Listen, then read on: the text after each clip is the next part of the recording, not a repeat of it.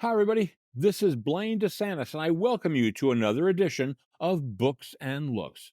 Yes, it's our weekly voyage of discovery in the wonderful world of books, books that I've read and authors that I've interviewed. And today we are talking to Jim Leeke. Jim is a baseball historian.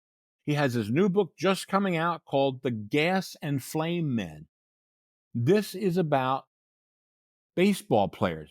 I know a lot of you might not be baseball fans, but this is about baseball players who served during World War One and were in the chemical warfare service over in France.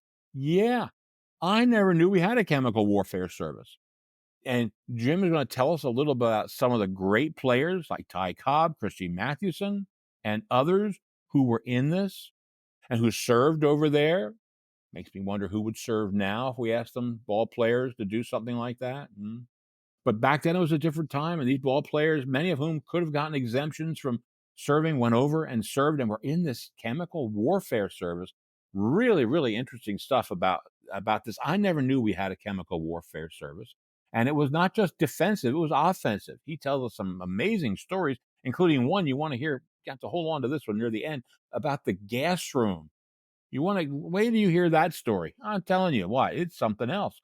So, I think you'll really enjoy this. It's a lot different than some of our other shows because we're dealing with athletes, and these guys, you know what? They put their lives on the line in World War One. Hats off to them. Like I said, most all of them could have gotten exemptions, but instead they wanted to go over and serve.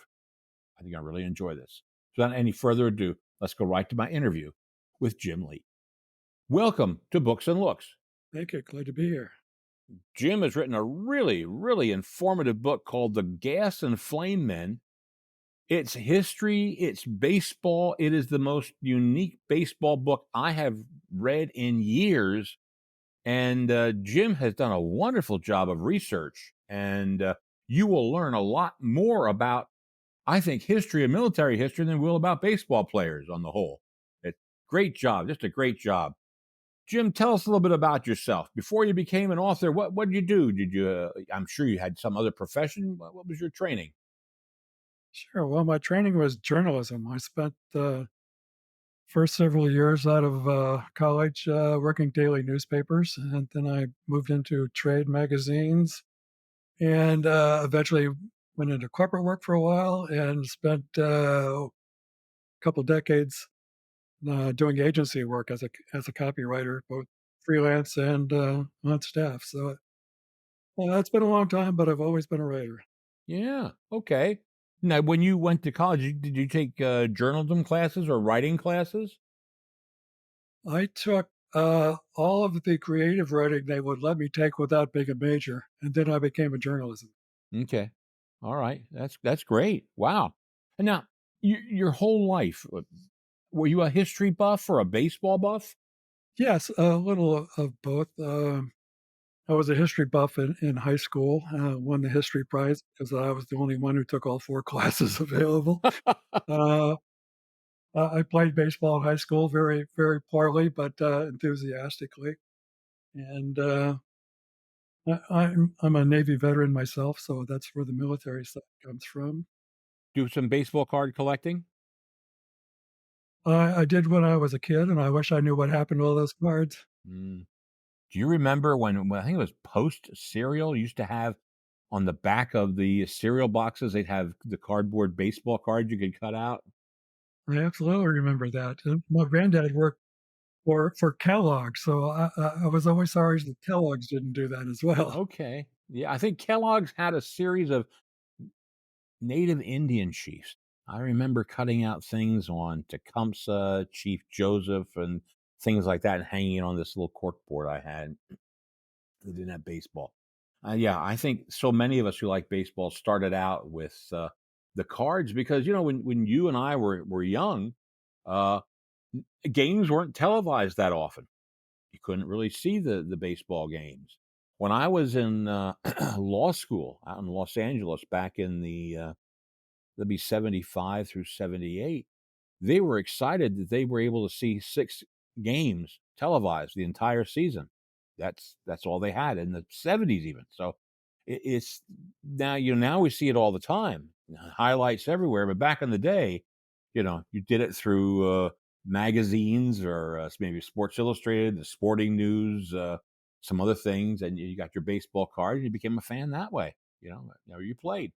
The announcers back in the day were great. They were, weren't they? They really were. And no, it was yeah, it was a completely different type of announcing. They knew how to call a game, and that because when you're listening to it on radio, it's a completely different sound than when you're hearing when you're watching on TV. And those guys were very good. Now, did you have a favorite broadcaster when you were growing up? Not growing up, but when I was an adult, well, everybody loves, Vin Scully, and, I worked in Michigan for a while, so Ernie Harwell was a favorite of mine as well. I never. I was so shocked when I went to the first time to Dodger Stadium, and there was Vinny being piped in through the entire stadium. The radio cast was being piped in. It's like, what's going on? And if Vinny didn't call it a home run, people didn't stand up. Vin had to call it a home run, then they would stand up and rise. He was something else. He really had that. He really had that voice and that pizzazz. It was really a great guy. Really great announcer. Wow. So anyway, well, now you say that you liked history also, and you were in the Navy. Um, got you into the military part of the whole thing. Were you into military history at a younger age, or did that come as you got older? No, I suppose I was into it when I was young. My dad was a National Guard officer, so I was always around it to some extent. Okay, well that's yeah, because it's something which military history I didn't pay much attention to other than the Civil War. I knew a lot of Civil War military history, but I didn't know anything much after that. So that's why this book is so fantastic. This is just a wonderful book. We're gonna get into this in a few minutes, but you know, before we get into that, you are a member of something that's called Sabre. Now, a lot of my listeners don't have any idea what Sabre is. So, what is Sabre? And tell us a little bit about it. Well, SABR is the Society for American Baseball Research. They've been around 50 something years now. They do quite a range and variety of projects and programs around the history of baseball. They also have something called the Baseball Biography Project, which the unreachable goal is to have a short bio of everyone who ever played Major League Baseball. So I originally joined Sabre so that I could write one of those, and I've done 12 or 13 of them now, and that's really enjoyable. It's a nice break from the books. Wow. Who have you written biographies about? I've mostly World War ball players, but some more recently I did Leonard Coppett, who was my old boss in Palo Alto, California at one time. He's a Hall of Fame sports writer. Uh, I covered baseball for a while, so uh, I covered the manager that I covered at the time, Steve Burrows of the Oakland A's. But other than that, mostly World War One era people. My favorite was a guy named Doc Lafitte, who actually was a dentist as well as a ball player, and he played in the majors and in the federal league before World War One, and then he served during World War One as a plastic surgeon, a dental surgeon who helped repair soldiers' faces. So he was the first one whose profile I wrote, and he's probably still my favorite. Okay. No one's writing any biographies I know of my favorite as a kid, Pancho Herrera, the great first baseman for the Phillies who made more errors than he hit home runs. So Pancho was a great one. I think he was succeeded by Dick Stewart, Doctor Strangeglove over at first base. He was another one. Ay, ay, ay. I tell you, if you're a Philadelphia sports fan, it's been a rough lifespan. I'll tell you. Well, now, I look at your books and you've got a large concentration of your non-biography books on baseball and military or baseball and history. And, you know, what was it just that you were in the military that drew you to that topic? Well, how'd that whole thing congeal there? Well, it's kind of odd. I think it probably started at a funky little antique shop in West Virginia where this was, oh, I don't know, 12, 15 years ago. I was in there and I found a bound compilation of the Stars and Stripes from Paris, the army newspaper during World War One. And that copy was falling apart, but my wife found me a complete copy for Christmas that year. And I started going through it, and I was struck by the sports page. Well, the sports page, while it lasted, they abruptly canceled it at one point.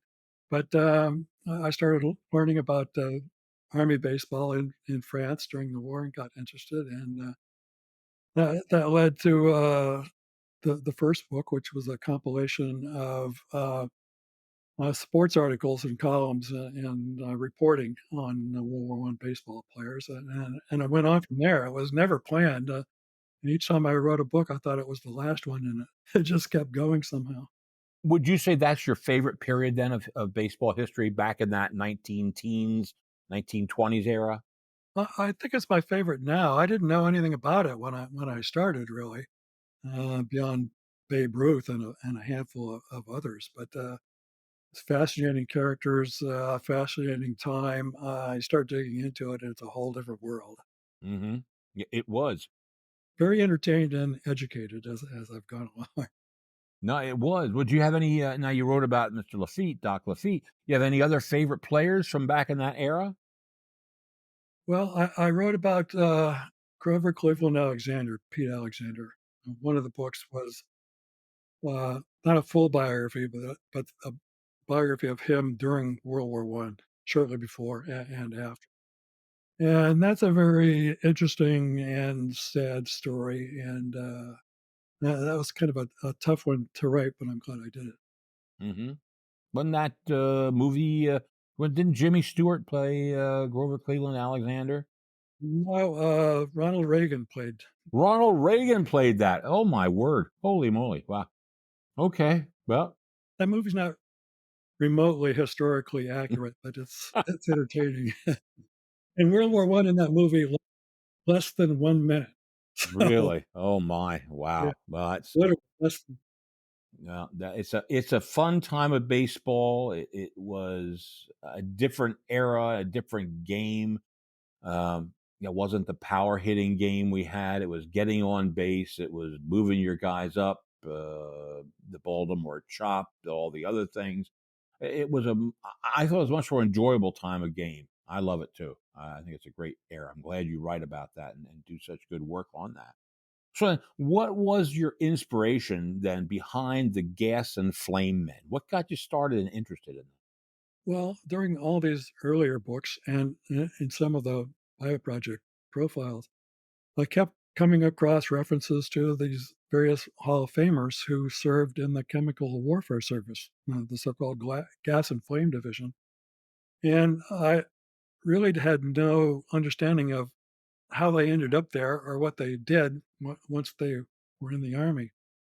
So after I finished the last book, this kind of seemed unnatural. As I said, I never planned to write any of these books, so they all sort of surprised me once I once I got into them. But this was a, a very interesting topic. I had the baseball background, of course, but I didn't have the chemical background. So that's what I had to learn about mostly. Well, what's amazing, and friends, we're talking some of the biggest names in baseball at the time, and they're all in this thing called the Chemical Warfare Service. What was the Chemical Warfare Service, Jim? Tell us a little bit about that. Well, let me just step back just very briefly. When the United States entered World War One, we weren't remotely prepared for war, and we certainly weren't prepared for chemical warfare, which had been going on in Europe for a couple of years at that point. Um, so overall, we had to build the training bases and that type of thing, and build up just to be able to train the soldiers. But beyond that, we weren't prepared at all for chemical warfare. which was a very new thing. In fact, the the leaders, the governmental leaders in researching chemical warfare at the start of the war wasn't the War Department, it was the Department of the Interior, the Bureau of Mines, because they had some experience and knowledge about dealing with very dangerous substances and gases. So they did very good early on, and the Army scrambled to catch up.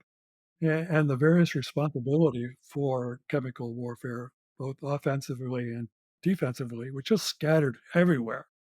So the Army in the spring and summer of 1918 finally got their act together and created the Chemical Warfare Service to be the central body to handle all of those responsibilities.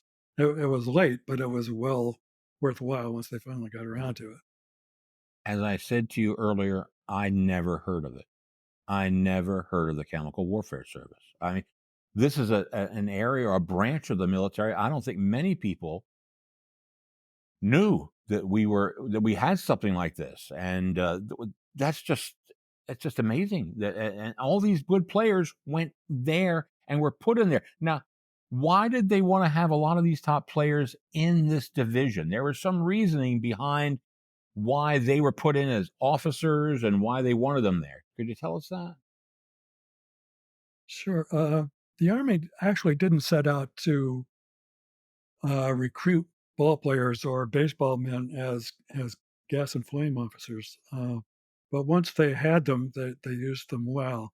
Uh, it was mostly through personal connections.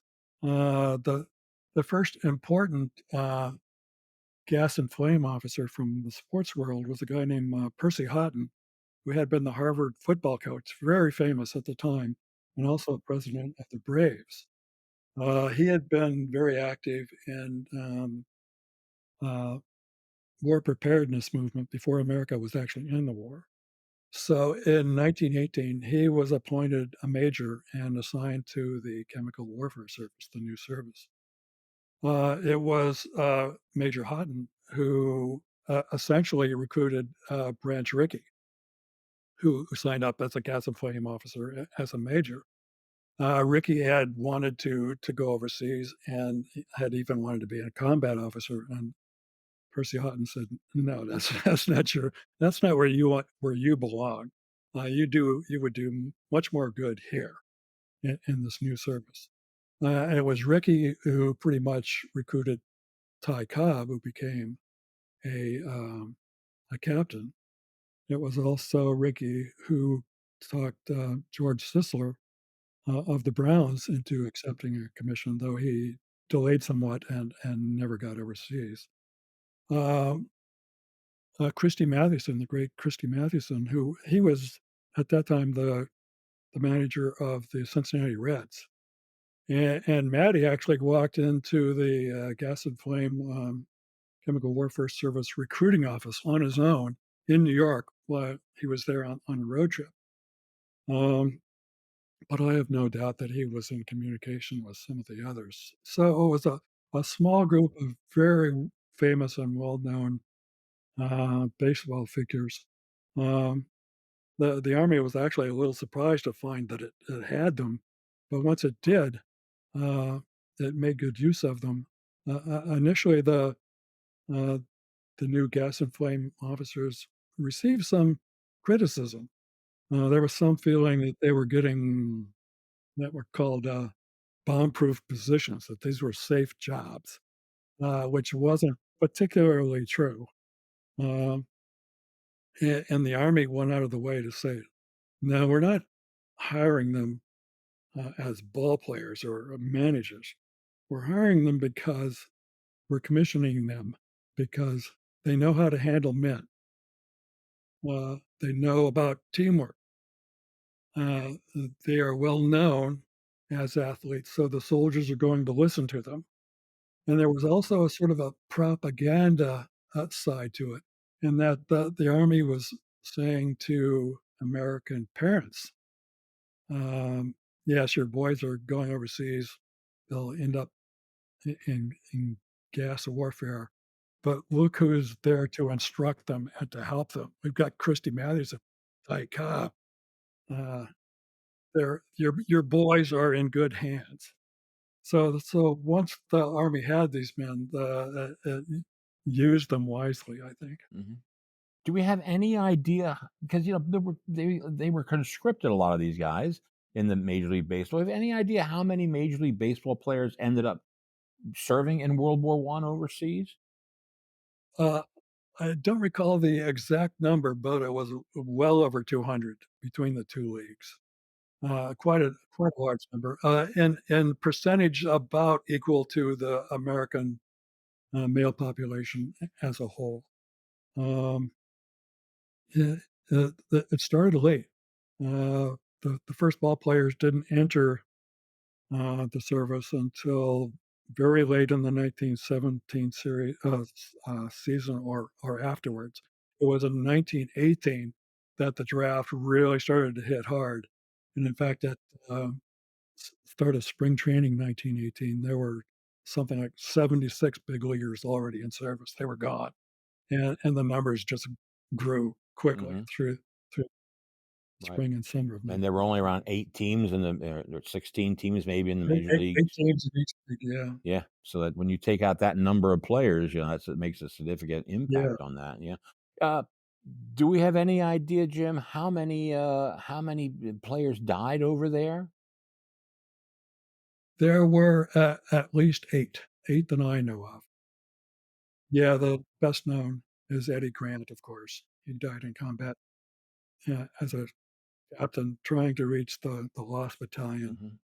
There Oh, was okay. another Yeah, there was another, former Tiger pitcher named Bun Choi, pitched very briefly for the Tigers who died in combat. There were a couple former major leaguers who died in accidents, and the others died during the Spanish influenza epidemic, which just swept the army and the world. Right, right. And while he was not a baseball player, his father, Hanlon, who was a manager, an early manager in the Hall of Fame, his son, I think, died over there. Yes, yes. Ned Hanlon, who was a ball player and manager and Hall of Famer now, his son Joe was a gas and flame officer killed in combat, and the main gas and flame uh, training center in France was called Hanlon Field. Mm, okay. Now, again, back then, this is a completely alien world to these players, as it was to so many Americans. Do we know, were there any ball players who, once they experienced the horrors of the war, that they ended up saying, "I don't want to play baseball anymore. I just, it's just, just paled in comparison to what had been going on." No, I haven't come across any who quit the game because of their experience during the war, but there were any number who had poor seasons when they came back. Uh, some of them picked back up later, some of them didn't. Uh, there were some who came back and tried to play and just didn't last very long. There were some who came back like Pete Alexander who were affected and had problems in later life. But I've not come across anyone who quit the game because of his, army experience. I mentioned to you off air that I just finished watching the series Masters of the Air, and the one person who they highlighted, the one pilot, when he was over, he went back to work and he said, "I wasn't ready. I couldn't fit into civilian life." And after 6 months, he went back in, and actually he became a one of the people, the prosecutors at the Nuremberg trial, and that he felt he got some closure with everything. So it's a difficult experience when you have the horrors of war, and then you're supposed to go right back into life. It doesn't often work that well. It is a difficult experience, and that's one thing I particularly try to put into the books. I try to give civilians, uh, some idea of what the experience was like and why, every veteran comes back changed. I always say You might change a little bit, you might change drastically, but every veteran is changed by the experience, and I really try to put that in all these books. Right. Now, you'd mentioned earlier, and again, I don't think a lot of people are aware of this. You had mentioned that we had this chemical warfare service, and this was not just a defensive service. They were actually we were also using chemical weapons over in World War One. Is that correct? Oh, absolutely. Everybody was using weapons Everybody. in during. Okay. Yes. Wow. Uh, the Germans launched the first serious, chemical attack in 1915 with fairly devastating effects. That was so devastating that the Germans weren't prepared for their success. They didn't really follow it up. So the British, the French, the Canadians very quickly scrambled to develop defenses and then scrambled to develop their own chemical offensive weapons. And as I say, the United States wasn't remotely prepared for either offensive or defensive chemical warfare. So we really had to catch up. And despite all the use of chemical weapons, this war still lasted 3, 4 years. It still killed millions of people. Nobody was. The front wasn't really moved or anything like that. Just a slaughter of a generation of kids. I don't care what nationality they got slaughtered one way or the other. Very, very difficult. And these kids, these guys, they were there in the midst of all this. Now, one of the first person you talk about in your book, if I'm not mistaken, is Gabby Street. Now, Gabby Street's not in the Hall of Fame, but I've heard of Gabby Street, but most people never heard of Gabby Street. First of all, what's behind the nickname Gabby, and who was he, and why did you start with Gabby Street? Well, Gabby Street was a very good catcher. For a time, he was perhaps the best catcher. He was Walter Johnson's personal catcher in Washington for a while. But by the time of the war, he was in the minor leagues. And he joined the Chemical Warfare Service. Uh, the original outfit was called the 30th Engineers, later became the 1st Gas Regiment. Gabby joined that organization. And he had more serious service in combat than any of the others I mentioned in the book. So that's one reason I use him, because he's more indicative of what it was like for the ordinary doughboys. Um, After the war, he became he was back in the minors for a while, and then he became a manager, and he managed the St. Louis Cardinals later into the World Series and won the World Series. The nickname, people thought the nickname came from his personality. He was a very outgoing, chatty person. So that's what the fans thought the name meant, Gabby. It actually, and I put it in the book, it had actually something of a racist origin. Gabby was an Alabaman. He grew up in the deep South.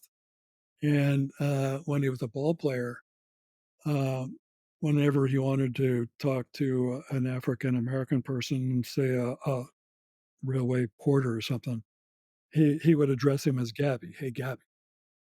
And he did that so often that his teammates started calling him Gabby. And I think later in life, uh, Gabby Street realized that the origins were not appropriate, and he he he he backed off that story. I mean, he told the story himself originally, and later in life, he said, uh, he seemed to regret, but that's not how people remembered him or remembered the nickname, but that's the origin. Okay. Now, he was no spring chicken. I mean, Gabby Street, by the time this war starts, actually, I think he was above the age limit that they were looking at, wasn't he? He was above draft age. He didn't have to register for the draft, and he was married, uh, and he could have taken an exempted job with the railroad. He worked for the railroad in the off seasons. He certainly didn't have to go, and in fact, none of these Hall of Famers, except George Sisler, would have had to go. They were married men in their 30s, had children, and well, Ty Cobb was of draft age, but he was a family man too. He could have avoided it if had he wanted to. But they all enlisted. They weren't conscripted. They all enlisted. Wow. That's interesting. That's fascinating. Wow. You talk a large part of this book, at least for me, it was a large part, about Christy Mathewson and the big brouhaha with the YMCA. And, you know, we know Christy Mathewson goes over, enlists, and goes over the chemical warfare service, but that wasn't the beginning of everything. Tell us a bit about what went on with Christy and the YMCA situation. Yeah, that such situation sort of got away from everybody. Uh, in the spring of 1918, as I say, he was the manager of the Reds. The YCA, YCMA, well, the YMCA, I mean, um, the the Y had a very active sports program, both in this country and in France, as did a number of other uh, charity organizations. And from France, they tried to recruit Christy Mathewson to come over and run their baseball operations for them. They said he was the man the Doughboys wanted to come over. Well, Matty couldn't really see the need or that he was the most appropriate person.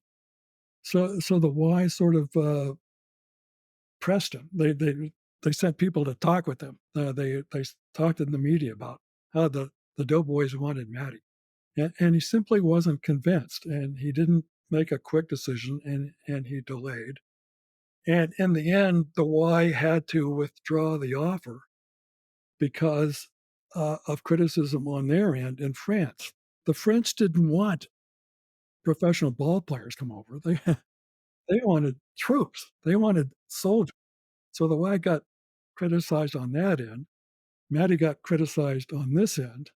They both got criticized in the middle, and it was sort of a mess.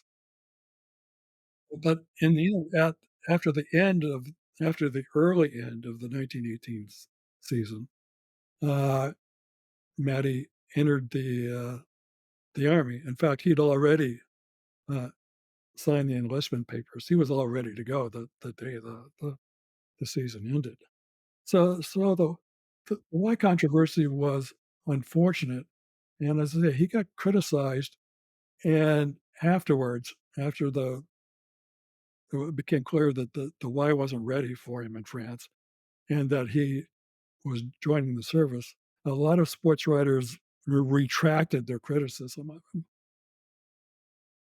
Did the Y ever retract their statements that maybe we shouldn't have been doing this? No, no, and I'm sure they were sincere in wanting him. I'm sure they had good rationales behind it, but I don't think anybody had quite thought it through. And I'm sure no one anticipated the criticism that everybody got. And in fact, Johnny Evers of baseball fame, he took a very similar position with the Knights of Columbus, who also had a very active sports program here in France.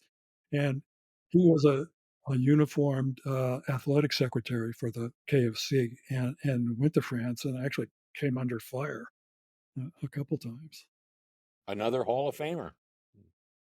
Yeah, that was almost the same type. It was the same type of position as the Y wanted for Matty. Just the KFC seemed to have handled it better. Yeah. Wow. And John wanted to go. He was eager for that position and went right away. There you go. Now Branch Rickey went over. He was a religious guy. Was he part of the YMCA contingent, or was he always part of the gas chemical warfare? No, he was part of the chemical warfare, though he had considered the Y or an organization like that. He I believe he talked to some people. He certainly talked publicly about possibly doing that. But let's say Percy Houghton got onto him and said, "No, this is where you be. We need you here." So even though he was in the middle of the late 30s, married, 4 children, president of the Cardinals, he just he just could not stay home. and I'm sure his wife was not happy about it. And he certainly could have. Well, he didn't need to go at all, but he felt he did, so he went. Wonder if today's athletes would do that. Wonder. You have to wonder. Different time. But talk a bit about another guy who's in the Hall of Fame. Excuse me. A few people don't know about him. Eppa Rixey, one of my favorite ball players. Eppa Rixey, he's in the Hall of Fame, and he was sent over there too. But he has a very fascinating background as a college student. Tell us a bit about that. Yeah, Eppa Rixey, was pitching for the Phillies, and, he was an educated person. He actually had, a degree in chemistry, so he knew what he was doing, and, he got disgusted with the Phillies when they sold, Pete Alexander to the Cubs. Yeah, and, uh, the government already wanted Eppa to work for them, and he decided to enlist in the army, um, which he did in early 1918. Um, he originally enlisted in what was called at the time the Sanitary Corps, which was a, a name that went back to the Civil War, and it didn't deal with sanitation. It dealt with getting injured men off the battlefield, but it also had some of those responsibilities for uh, gas warfare, especially defensive. Training men in how to deal with it. So he was went to Texas and trained in gas warfare, and then was uh, stationed with a division in California, which was not about to go overseas quickly.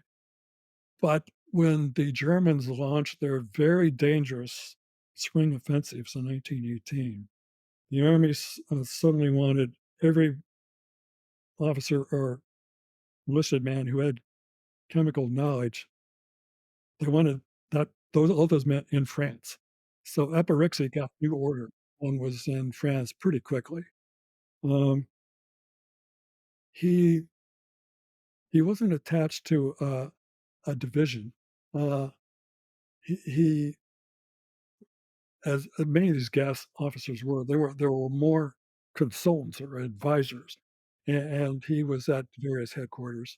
And there's a very interesting long article written by a former journalist who was a sort of an overaged colonel in France, and he traveled along the back of the front with Epirixi at one point, sort of a dark, stormy nighttime uh, automobile uh, trip behind the front. And he talked about what a great soldier Epirixi was, a natural soldier, and how he, who was a lieutenant, took care of the rider who was an older middle-aged colonel, how took care of him and got him fed and bedded down, and how much he appreciated it. So yeah, that bit was very interesting. He wasn't much of a pitcher, but when he entered the army, after he came out, he had a long career, mostly with the Cincinnati Reds, and was voted into the Hall of Fame in the early '60s. Uh, and in fact, died before the induction. That was his family was there in his place. But yeah, I didn't know much about Epirixi at the time, but I found him Yeah. very interesting. Yeah. Now, he didn't get to use any, he wasn't creating any chemicals or any gases or anything like that. He just was there because he Yeah, knew a lot about it. yeah. Originally, it was defensive, and I've never seen a good account of his actual duties in France, but my impression is that it was mostly defensive. One of the stories that is to me, I don't know. It would just surprised me so much, Jim. Tell us a bit about the gas room. Tell us a bit about the gas room, what these gentlemen had to endure over there, what was the purpose behind the whole thing. I just blew my mind when you wrote about this. Yes, this was the thing that most surprised me too. I think a lot of fans today know the story about Ty Cobb and Christy Mathewson being exposed to poison gas during a training accident. It came from Cobb's autobiography written in the early 1960s with the sports writer Al Stump. And it's amazing how widespread that is believed, even today, all these years later. Um, I put all the pros and cons of this story in my book. I personally don't believe it. Uh, what the background is that yes, in fact, the army routinely exposed soldiers to small amounts of poison gas to teach them one to trust their equipment and two to recognize the gas. Um, I thought Stumpin made the whole thing up, particularly that thing. Or if it was true that someone surely must have been court-martialed because according to the Cobb Stump account, uh, 8 doughboys died, an equal number were seriously sickened, and that ultimately Maddie died from this exposure. Well, I simply don't think that's true. Um, but the routine process of exposing troops to gas to train them, yes, that was absolutely true. And it was widespread in the army, both in the United States and in France. And this training could take place in any number of places. There could be specific gas rooms built for that purpose. They could use trenches where the gas would just gather in the trenches. I read one account where the one unit used a cave as their gas room. That was absolutely true. It seems unbelievable today. And naturally, there were accidents. There were people who died this way, but I don't think Cobb and Mathewson were ever in a situation like that where people died. And Branch Rickey later, after the book came out and after Ty Cobb died, flatly said, "I was there. This never happened." Okay. What did happen was that Matheson was in charge or was used to pick up the shells and was exposed to some of the chemicals and the gases that were in these shells. Talk a little bit about that. What was his job there? Yes, Maddie absolutely was exposed to small amounts of poison gas at any number of times. Um, I'm sure just about everybody knows, every baseball fan knows that Maddie died of tuberculosis in 1925 in his mid 40s. And the narrative arose that this was as a result of his exposure to gas. Maddie, yeah, both in training people and in taking stock of German poison gas shells, was exposed several times to small, low level poison gas. And he said as much. He never claimed that he was seriously exposed at any point. Um, he never believed that the gas really contributed to his very serious health problems with TB. Um, his wife disagreed. She thought that it did contribute to his illness and his death, and she filed for a pension of a soldier's widow, a soldier who had died from poison gas, and that that petition was denied twice. Um, so, uh, yeah, it's always been controversial, and I try to put all of these facts in the book so that people can make their own determination because you can't know after all this time. But my personal belief is that uh, exposure to poison gas contributed very little or none at all to Maddie's death in 1925.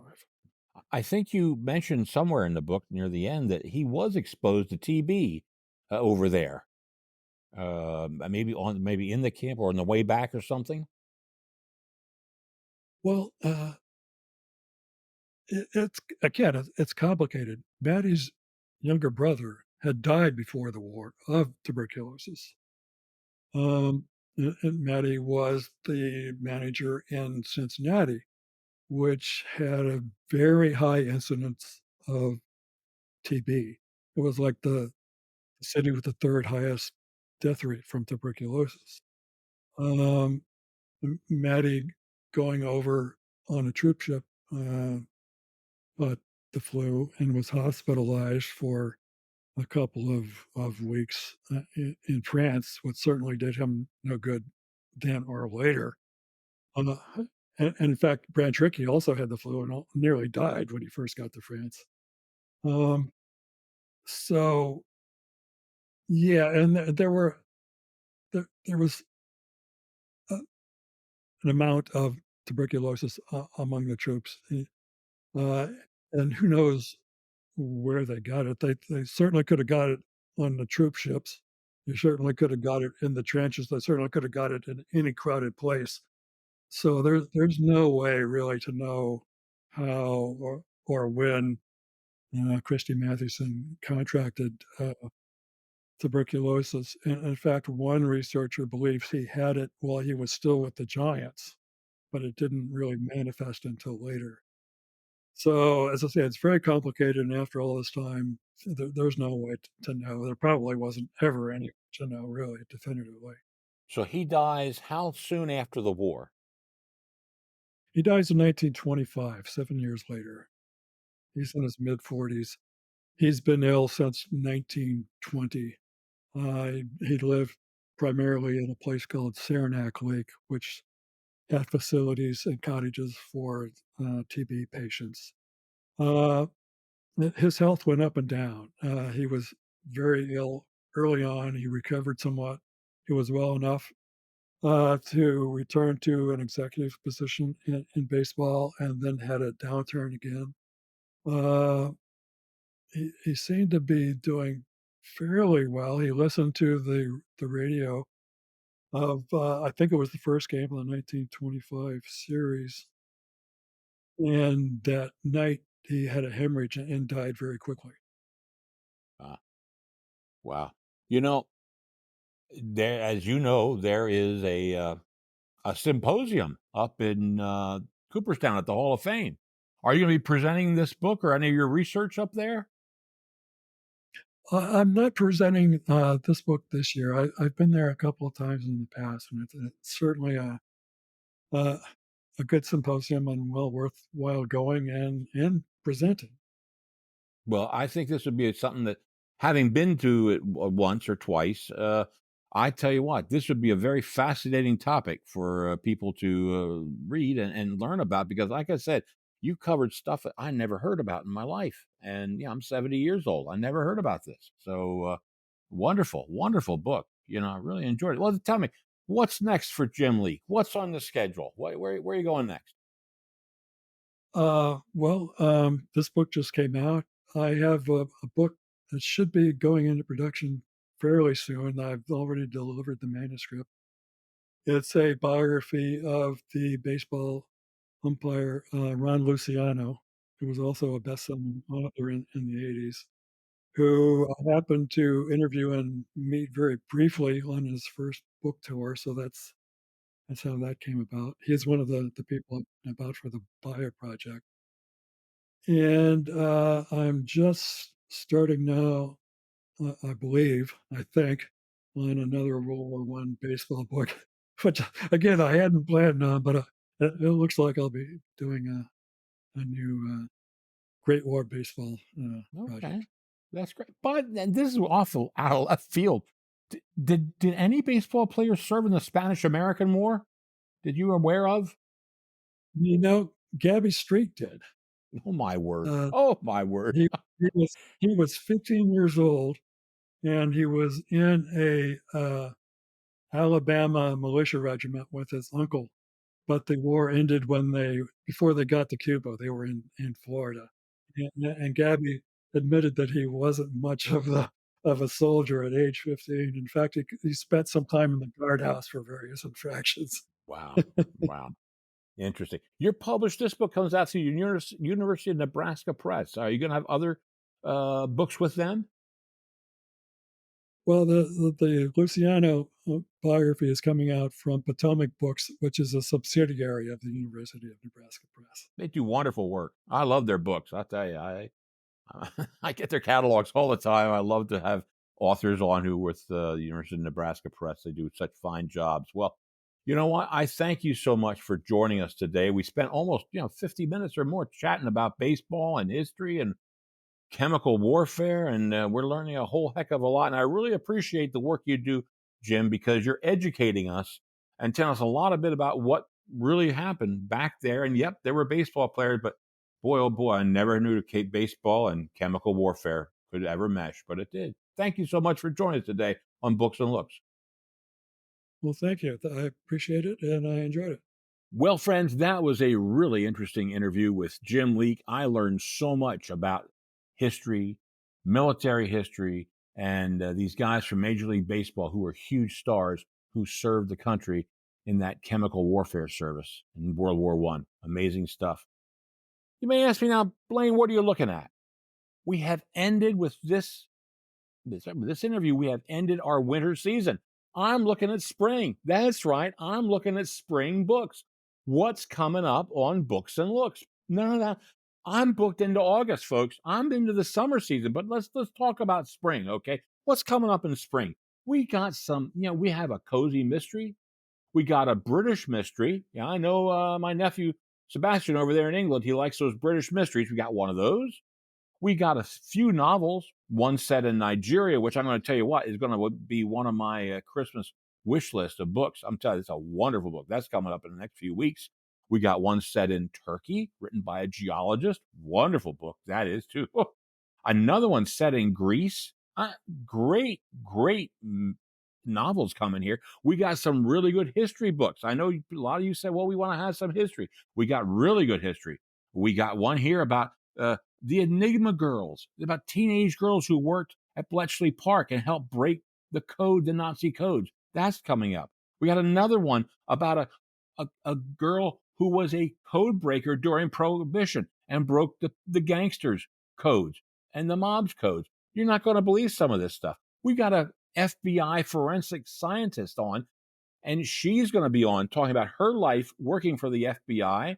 And she does those like clay models of faces. It's unbelievable. That's coming up. We got friend of the podcast, Amy Runyon's coming back. If you listen to her Bakery in Paris interview earlier, and she's coming back with her new book.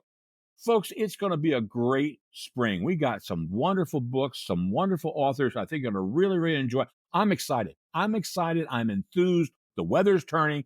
And I know people say, I got to go out and read. No, you're going to go out and play. I'm going to be the guy staying inside and reading and having a wonderful time getting ready for all these interviews. So anyway, on behalf of viewsonbooks.com, you can read my book reviews of this book and others, along with my good friends at Podcast Studio X. This is Blaine DeSantis for Books and Looks, saying may all your leaves be pages in a book.